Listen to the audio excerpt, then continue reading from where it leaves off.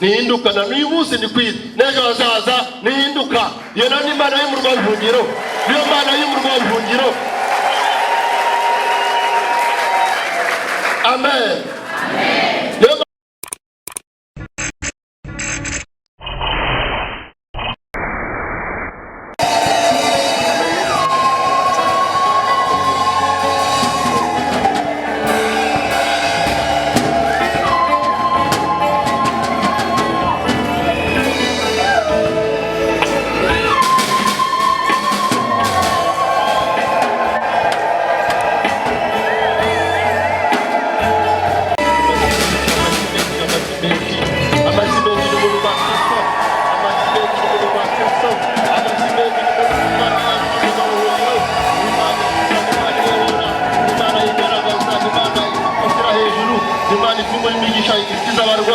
Imana ikora ibikomeye mu bwoko bwayo. Amazina ni muntu nyinshi bwa Kristo ubuzima Rwanda horaho zigeragere kwake nataka tusikia zigeragere vya watoto wa Mungu, nataka tusikia tuzigeragere vya watoto wa Mungu aliye juu. Kaza kumbusha kuta za Yeriko, unatosha wao unaenea. Sifa na utukufu ni vyako milele na milele Bwana. Acha Bwana watoto wako wabariki, wainue kiwango cha juu sana. Haleluya.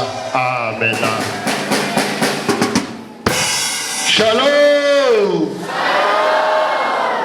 Amahoro ya Kristo ubuzima Rwanda horaho abane nawe munyarwanda kazi. Amahoro ya Kristo abane nawe mwana w'umurwa w'ubuhungiro. Amahoro y'Imana ya Murindwaji abane nawe mwana wa Murindwaji. Amahoro ya Kristo abane nawe mukongomani uraha ngaha. Amahoro ya Kristo abane nawe mwana wa Rikebulani uraha ngaha. Amashini muntu kwa Kristo, amashini muntu kwa Kristo, kutuzana amahoro, kuduha umutekano n'umunezero. Urashoboye Imana. Haleluya. Amen. Amakuru y'iminsi myinshi, amakuru y'icyumweru cyose gitambutse, iri joro ryakeye rite, igitondo cy'umugisha wakibonye ute, no muri iki gicamunsi cy'ibyiringiro. Munyeganyiza mubwire nta wasi mfite, mubwire nta bwoba mfite, mubwire nta gihunga mfite, mubwire nta mushyitsi uri muri njyewe, mubwire mfite ibyiringiro, mubwire mfite Imana nzima, mubwire Satani n'abambari be, abadayimoni n'abarozi baneshejwe kugera kwa nyangaha n'ugutsindwa kuri bo, n'intsinzi kuri njyewe. Abavipi we basobanesheje Satani mukomera amashyi Kristo muzima, komera Kristo amashyi menshi n'umuntu mwinshi, amashyi menshi n'umuntu kwa Kristo kukuneshereza. Haleluya. Amen. Iminsi myinshi abantu urahangaha cyangwa se n'utajangaha ufite wasi ufite kwiheba, wibaza byinshi mu mutwe wawe. Ajya gusenga mu gitondo, ukarara ijoro, uzamuka imisozi, ajya mu butayu, ajya mu buvumo, ariko ibyo wasabye Imana ntubibone. Bongo kweli. Ukibaza harya byagenze bite? Harya Imana yarimutse? Harya Imana ntabwo igisubiza? Imana nihinduka. Uko yahoze mu gihe cya kera, Imana n'abahanuzi ba kera, ba Aburahamu, Isaka na Yakobo, ba Habakuki, ba Eliya, ko yabanye na Kristo akiri kuri iyi si, nihindukana n'uyu munsi ndi kwira n'ejo hazaza nihinduka. Iyo ni Imana y'umurwa w'ubuhungiro, niyo Mana y'umurwa w'ubuhungiro. Amen. Niyo mpamvu muri iki gicamunsi wowe wajangaha, natwe nk'Abanyarwanda tugira ubuntu, tugira ibanga imbere y'Imana nzima, Imana n'isi n'ijuru. Iryo banga tugira naryo ni irihe? Nuko ibyo bibazo byose bibazaga, iyo minyururu yose bakubohesheje, icyo gifungo bagushyizeho, icyo cyangire bakwambitse, ako gahinda baguteshe, kuri abawe no kuri byawe, ukarwara indwara ukivuza bakubaga bwa mbere ubwa kabiri ubwa gatatu inshuro 10 baguteza uburwayi utazi ngo bwaturutse hehe. Hari inkuru nziza kuri njye nawe turangaha, hari inkuru nziza kuri njye nawe turangaha muri aya masaha. Iyo nkuru nayindi nuko Kristo muzima yavuye i Nazareti azina mu Rwanda kuko abera hose icyarimwe. Isari mu Rwanda hano mu Buhuru mu karere ka Rubavu umurenge wa Rubavu.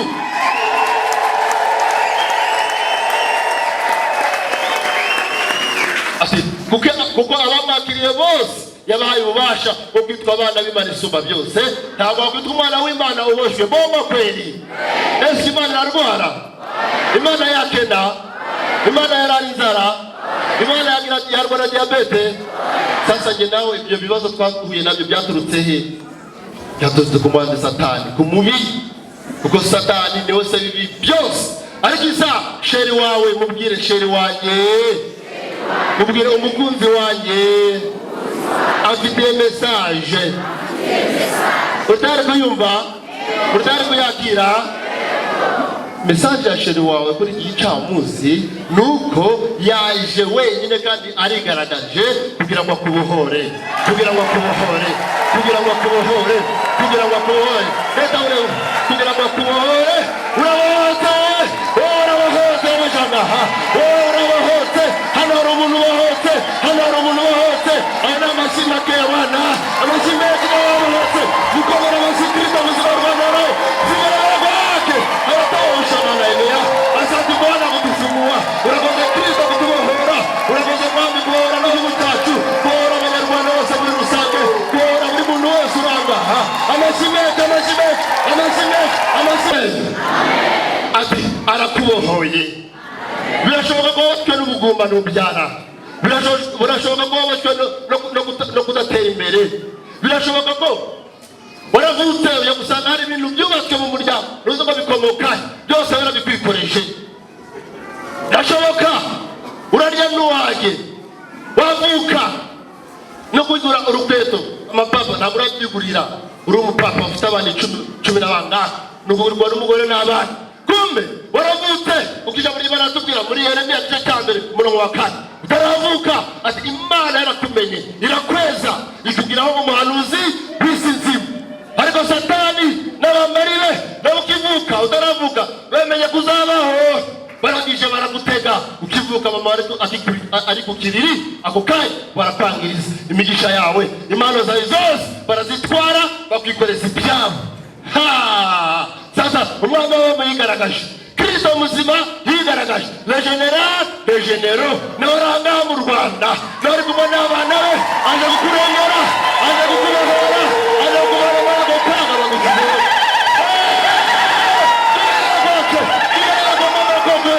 Amashimwe y'Imana ishoboye byose. Niyo mpamvu wari urwaye urakize, wari ubashora bose, wari ingumba mwe kubyara, wari ushonje kutara guhagije, wari ubabaye munezero uragarutse, wari ufite inzozi mbi birarangiye, birarangiye, birarangiye, urakize, urakize, urabohoje, urafunguye. Amashimwe, amashimwe. Uko mubibona abantu benshi muturanga muranga amashangaha mu muryango uvukamo barazo ntacyo bakwimarira. Kimenyi mbere ati vuba urushungi uko tugubonye umugeni wacu yambaye n'umukwe wacu uri yambaye barakondana barandika amakontra. Nta muntu n'umuzambara urushungi, nta muntu n'umuzambara ikoti ngo abantu bamukurikire bamucurira amashyi ariko yakoze ubukwe. Famille bakurwanyaga ku migambi yabo bonyine. Imana nzima yaragise n'ijuru ntabwo yari mu migambi yabo. Ariko isa Kristo muzima yaragaragaye, yaraje, yaraje, yaraje hanga turi kumwe turamufite.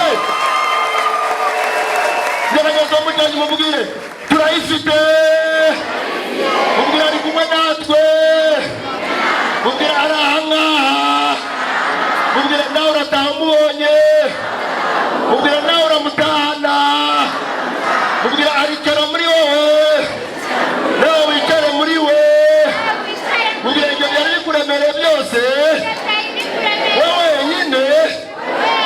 arabigukuriyeho, arabigutuye. Izo zagatanya zose bakwikoreshe, icyo cyangire bakwikoreshe, iyo nzara bakwikoreshe, icyo cyangire bakwikoreshe, izo kontra zose bagushyizeho, byose abigukuyeho, byose abigukuyeho, byose abigukuyeho. Ari nayo mpamvu akubwira ati arakubohoye. Munyagayiza ubwire urabohotse, ubwire urabohotse, ubwire n'icyo kidiyabete cyari kiri muri wowe kiragiye, icyo cya sida kirashize, icyo cya kanseri kirarangiye. Indwara ikomeye kurusha izindi ndwara zose ni ubukene. Bombo kweli. Munyagayiza ubwire n'ubwo bukene burashize, ubwire wowe uri umukire, ubwire uko bose, ubwire uko bose, ubwire uko tajiri wewe, mugasa umwambe tajiri mwenzangu, mwezi kigazi ubwire umukire mugezi wanjye, ubwire umukire mugezi wanjye. Abashyire mu rwa Kristo, abashyire mu rwa Kristo muzima, yigeragere kwake.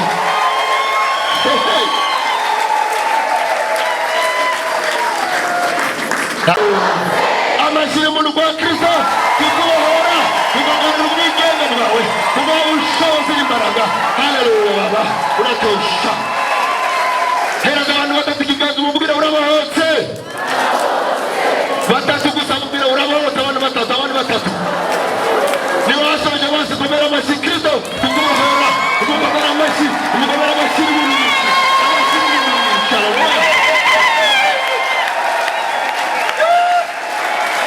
Muringiye tumwambie ibaba yangu, papa mbwire numbohoye, mbwire ntabwo bazanshobora, mbwire baneshejwe, mbwire iyi sura mfite, uyu mubiri mfite, ntabwo ari ibyanjye, ni ibya Kristo muzima.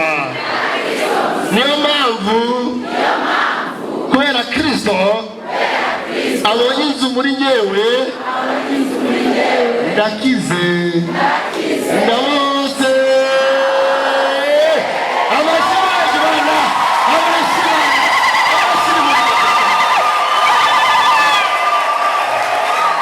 hey, rambure ibiganza byawe basi. Excellence. Mwambe mon général yako iyi, ubwire rebo mon général. Amen. Turi abagezi cya ufalme, icariye ku ntebe y'ubwami. Amen. Murashimishije, murashimishije, murashimishije.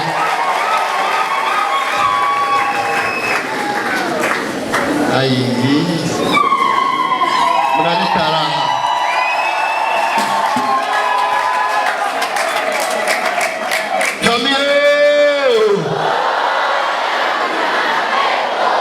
Yawapiga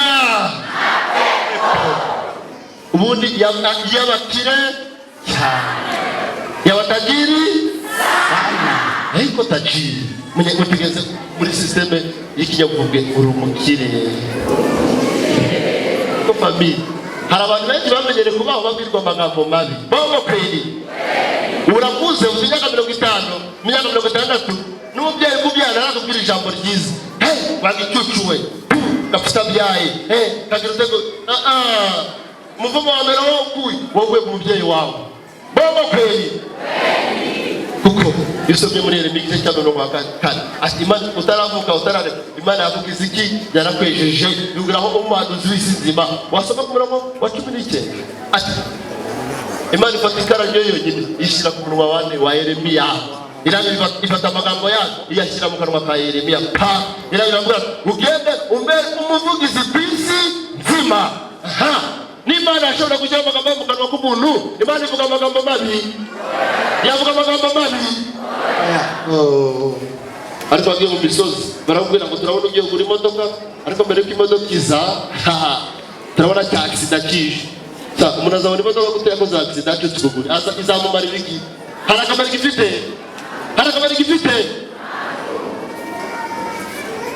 Niyo mpamvu Kristo ubwo yicaye muri wowe. Kuva uyu munsi amagambo azajya mu kanwa kawe nayo kubaka igihugu, nayo kubaka bene igihugu, nayo kubaka umuryango, nayo kubaka n'abantu b'umuryango, nayo gukubita amadayimoni, gukubita satani n'abambaribe.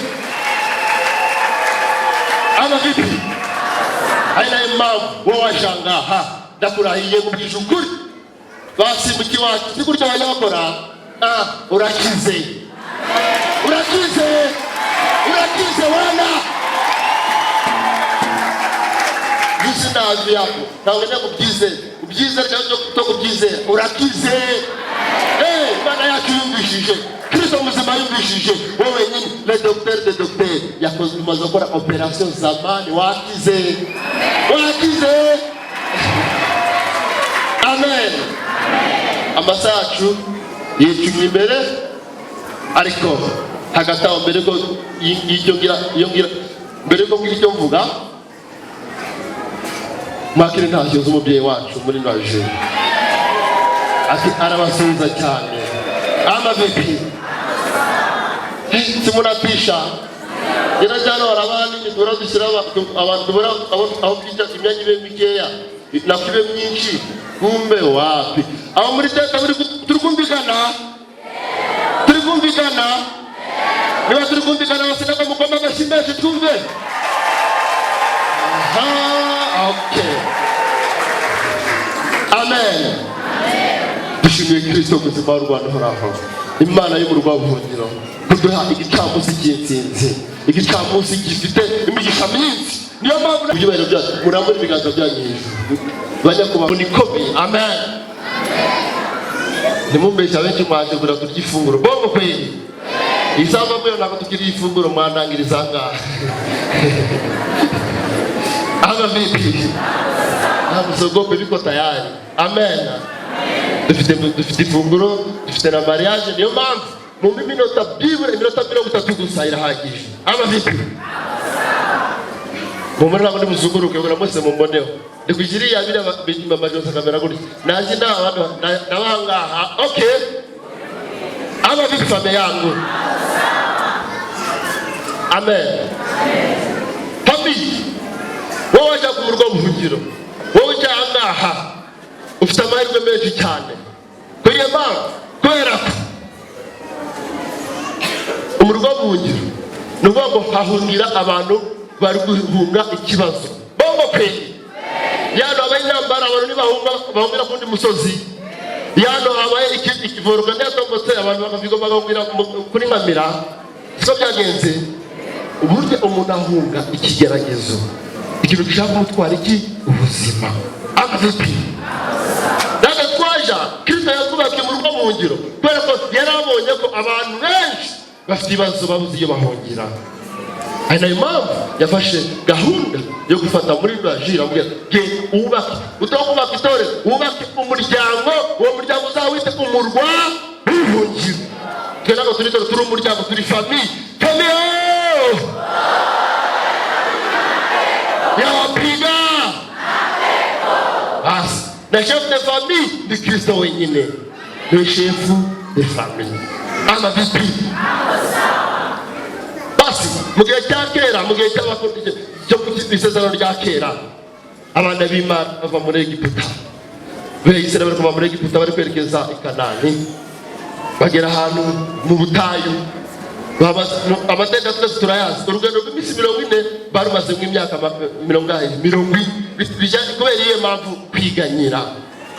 Urugendo rwa 40 jours ukarukora 40. Imaginez-vous. Kubera iki kwiganyira? Kumbe kwiganyira nawe ugomba kumana. Oya, kwiganyira ugomba kuri Satani se w'ikibi.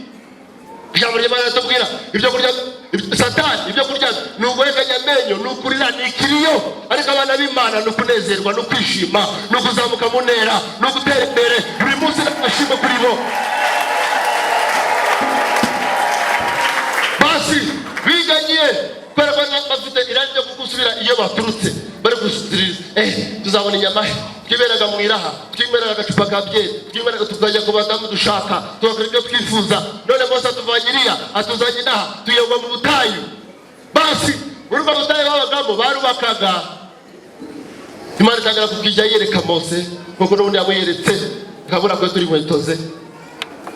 Mose giye kiragera, Imana ibwira Yoshua, Mose avaho aratabaruka, hasigaraho Yoshua na Caleb. So barabigishwa be, buri muhanuzi agira abigishwa be. Mugisa muri ndwajewe muhanuzi nyakuri Imana yatumye, natwe turabana be turi numwa, ni udutuma ariko watumwe n'Imana ni muri ndwaji. Wenyine no watumwe n'Imana. Tubakiye muri ideology, inyigisho nabii wacu yatwigishije. Bongo kweli. Kuko atari ibyo ikimenyimenyi hano ari benshi mwana zo kwinjira mu murwa w'ubuhungiro. Amen. Basi Yoshua na Caleb baba bari bicaye bari igihe kiragera umuntu w'Isirayeli bari kubaka mu Rwanda kuko turi hano hepfo mu mudugudu wa Buru cyangwa se mu mudugudu wa Ngugu. Abantu bari kubaka chantier iwe ryava hejuru ryaba ku muntu abo basibishoboka. Worera akabwira ati we uneriwe mutwe nawe zamuka hejuru. Nakazamuka hejuru kubera iki? Amateko ya Mose yavugaga yuko iryinyo rihoregwe iryinyo, urushyi ruhoregwe urushyi, ingumi ihoregwe ingumi. Niba ari umuntu upfuye umuntu amugoze nawe uzarakana kaye bakagombe. Imana yagusanga harimo ikibazo gikomeye. Abantu baba victime bari gupfa ari benshi. Baribwira Mose ibera Yoshua na Caleb. Yoshua Caleb mubake imirwa y'ubuhungiro yari itandatu. Kugira ngo Imana y'amateko ya Mose ya protege niki ya protege n'umurwa w'ubuhungiro. Basi bubaka umurwa w'ubuhungiro wa muntu wabaga yakoze akaherere atifuza accident b'ubuzima bwo kweli. Wakoze ka accident utabigennye ukirukanka iteko ryavugaga yuko wagombaga kwirukanka abakwirukanka inyuma y'abasiga wagera ku muryango w'umurwa w'ubuhungiro ukinjiramo pa nubwo yafashe kote ngakuramo akarisigaranye nk'injira byaga birangiye. Wabaga ubwirira imbabazi ibyo kwicwa ibyo guhorerwa bikabirangiriye aho ngaho kuko bahasangaga abatambira Imana nyakuri. Basi mirwa mungiriro bako abantu bakajya bakira gutyo. Ariko igihe kiragera Imana ijya kubona gisomye muri Yesaya cyenda umurongo wa 4 kuzamura. Basi Isajya kubona ngo hari umwana w'umuhungu uvutse ufite ububasha ubushobozi bunuguze. Arabigara hano aravuga ati mbonye umwana w'umuhungu avukiye muri twebwe, afite imbaraga, afite ubuhanga, afite ubumenyi, afite ingoma ye ituje neje izarana ibihe byose. Aba vipi kumbe oya hano ugiye kuvuka ni Kristo, ni Yesu Kristo. Basi ngo gusanzwe bimenyereye. Amen. Igihe kiragera Kristo muri Matayo aza kuvuka sasa. Hari muri Matayo igice cya mbere kumanura hari igisekuruza cya Yesu. Ku murongo wa 28 ati umwari yovuze umwari umuntu ugifite ubwari bwe so meze abiye muri so meze. Sara abantu usara umwari n'umutegarugori niba umutegarugori aba yarabyaye bongo kweli. Umuntu atarabyara utarabura n'umugabo abakira umwari. Satani azabyemera muri iki gihe. Famille umwari kazi witwaga Mariyamu igihe kiragera yararambagijwe n'uwitwa Yosefu. Yosefu umwimyiteguro irambagije nk'uko uyu mukwe wacu yarambagije umugeni we. Igihe kirambagije ubukwe n'ubaye umunsi bigeze nk'ejo hashize samedi umukwe w'Imana aramubwira ati we reka uwo mugeni mureke udahora nawe udatwara ubwari bwe usipime. Agiye gusamina y'umwuka we. Yosefu yaravari arazurura babyita kuzurura. Umuntu yabyimbye vraiment ijwi ry'inaryo uyu mumarayika ngendeke sheri wanjye nateguye byose ngiye gukora ubukwe ndagiye gusamina y'umwuka wera. Ubwo Yosefu yarafite gahunda yo gupepa tena aramugarura mbira wowe twakubwiye iki tuza uyu mufiyanse wawe agiye gusama inda y'umwuka wera. Humura nta uzamusambanya na uzaryamana nawe ni inda y'umwuka we. Undi nawe yinjiye gute byagenze gute? Aba bibi arasaba maze gusama inda y'umwuka wera igihe kiragera arabyara. Baramubwira uwo mwana navuga uzamwite Emmanuel mu Kinyarwanda bongo kweli. Bisobanuye ati Imana iri kumwe natwe. Komene y'itaha Imana iri kumwe natwe. Na n'uyu munsi Emmanuel arahari, Imana iri kumwe natwe.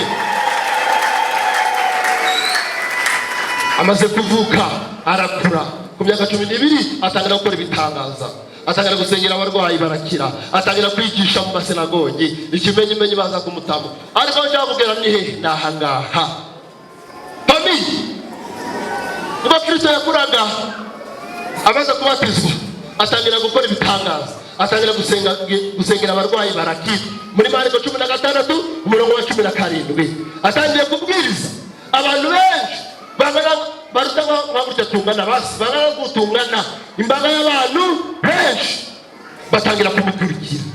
Iki kitatumaga bamukurikira nuko babonaga hari ibitangaza biri gukorwa n'umugabo ufite ubudasa. Ana vipi kumenya nawe turanga nawe urataha ufite ubudasa, urataha usa na Kristo wenyine, urataha usa n'Imana yonyine. Amen. Igihe kigeze atangira kwigisha, atangira kuta amapepe, atangira kubwiriza. Basi igihe kigeze famille arangije arabambwa, arazuka, asubira iyo yaturutse kwa data Imana. Aba vipi aho jawugera ni hehe sasa? Kwere ko Kristo arakubohoye. Aha, ese umuntu uye na Kristo muzima yasara kuko yakameze? Aha, umuntu uri kumwe n'Imana nzima yahora n'ikibazo? Birashoboka? Kumbe yudafite Kristo mu buzima bwawe, yudafite Imana nzima mu buzima bwawe, nta kibufite. Aha, sasa niki kizagaragaza umuntu ko afite Imana ndaza ko Kristo ari muri we? Biranditswe abantu bigaho barabantu nabo yasaba Bibiliya n'ukuri rwasanye imiryango bakwita amapepo n'ibikini. Oya, ni muri umurozi tu bizamenyekana kuko Kristo yarigaragaje kugira ngo asanye imirimo y'umwana Satani. Aba vipi? Igihe kigeze anagushaka kwinjira mbere yuko Yesu muri Yesaya n'ubundi arongera arahanura, arongera avuga ubuhanuzi ari nabwo ufitiwe uyu munsi hariya muri Yesaya 61. Yesaya 61. Kuko ntabwo bishoboka guhura n'umuntu ufite Imana nzima usubire kuko waje mbere. Bishoboka? Ntabwo bishoboka guhura n'umuntu uri agasengesho agusengere ibibazo byongere. Ntabwo bishoboka, nukubeshwa. Umuntu wese wowe cyangwa waje kubohoka ntiwagira Imana nanjye Imana yahariye ibone igitangaza. Sobe waje kuko mutima wawe none byaraye igihe cyo gusengere nene mubwire ngo gusengere ntiwatuzi wowe n'uri kushoye gusenga bobo kweli. Uyu munsi uratangitse imbaraga, uyu munsi uratanga ubushobozi, uyu munsi uratanga igisubizo cyawe. Aba vipi? Basi Yesaya arahanura ari nawe ushaka gusoma n'isaha uhasobanukirwe. Aba vipi sana yana Yesaya arahanura muri Yesaya 61. Sebira kagizaba hari Inyarwanda hari Igiswahili. Aba vipi? Babigeri bavo nta mushwanya arahari n'umurikirwa gatatu arahari.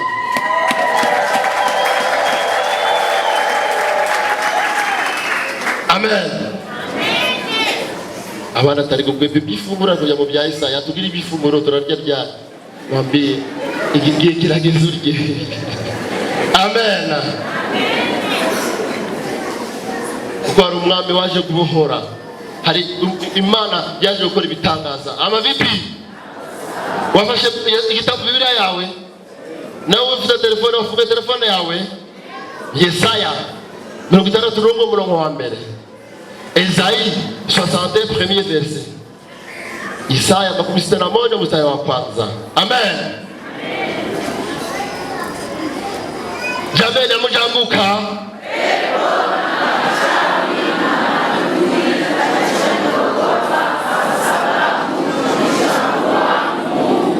Muryango wa Kristo ni muragwa abadayimoni n'abarozi na Satani baraninye kubera ko Imana ntabwo igereranyije niko biri. abashyitsi mwaje uyu munsi. Umwana w'inkoko ni iki? Umwana w'imbeba? Umwana w'ingurube? Umwana w'intama? Uw'inka? N'umwana w'umuntu? N'umwana w'Imana? Niki? Abana b'Imana baje? Nibaje basi babigaragarisha ibiganza byo turebe. Kumbe namwe muri Imana. Ama vipi? Yesaya 61:1 turasoma. Yesaya atangiye guhanura sasa.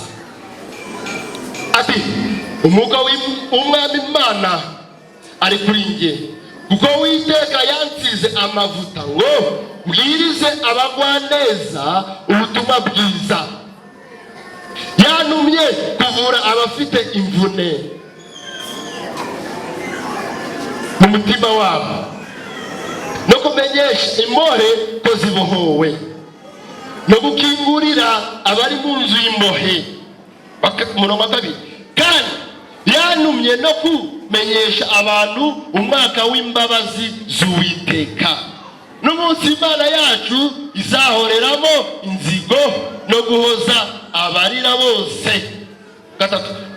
Yantumye no gushyiraho itegeko abisiyoni, gushyiriraho itegeko abisiyoni barira, ryo kubaha ikamba mu cyimbo cy'ivu, n'amavuta yo kunezerwa mu cyimbo cy'ubwirabure, n'umwambaro w'ibyishimo mu cyimbo cy'umutima wihebye, kugira ngo bahereko bitwe ibiti byo gukiranuka byatewe n'Uwiteka ngo bimuheshe icyubahiro. Amen.